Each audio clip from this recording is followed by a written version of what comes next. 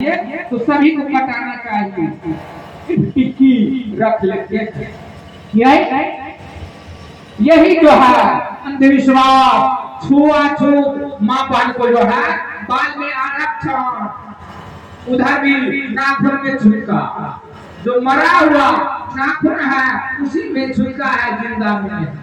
तो जितना शरीर में नाखून है सभी को पिला से पकड़ के उखाड़ लेना चाहिए, तब छुटका हटाता करते हैं नहीं।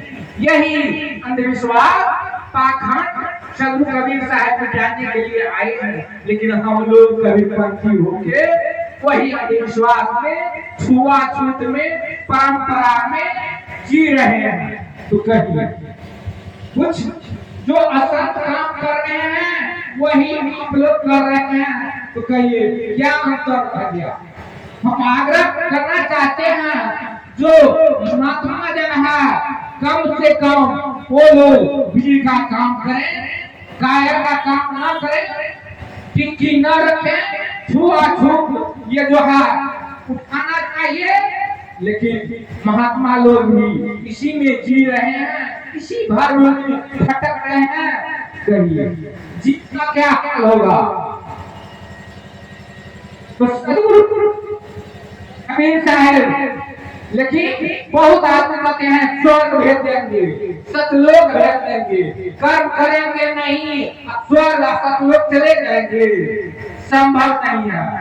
बहुत माँ बहन कहते हैं, कहती है क्या हम लोग भगवान घर से आए हैं फिर भगवान घर पहुंच गए। तो इस संसार में जितना गलत से गलत कर्म है सब ये आप लोग करते रहिए, दंडनाते हुए भगवान घर पहुंच जाइए, स्वर्ग पहुंच जाइए, सतलोक पहुंच जाइए। साथ है रामायण में कहना कर्म प्रधान ईश्वर राखा, जो करे हैं तत्फल चाखा। कर्म प्रधान है, हम लोग कर्म करेंगे नहीं स्वर्ग पहुंच जाएंगे, सतलोक पहुंच जाएंगे। साथ है बंदे कर ले आप जीवन लघु आप रूप हुए कर कहा मर जाओगे तो तुम्हारा कहाँ होगा, जीवित अवस्था में ठौर कर दो, मर जाने के बाद कोई ठौर ठिकाना मिलने वाला नहीं है।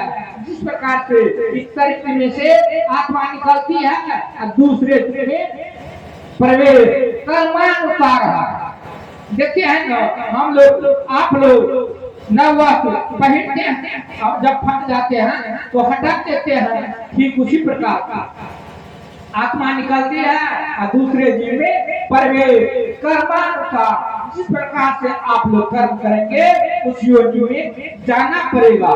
बहुत आदमी कहते हैं हम स्वर्ग, लेकिन कहते हैं संतो जीवन करो ऐसा, जीवन समझो, जीवन बूझो, जीवन मुक्ति की भाषा, अब मुक्ति गुरु कहे बाकी झूठा दे।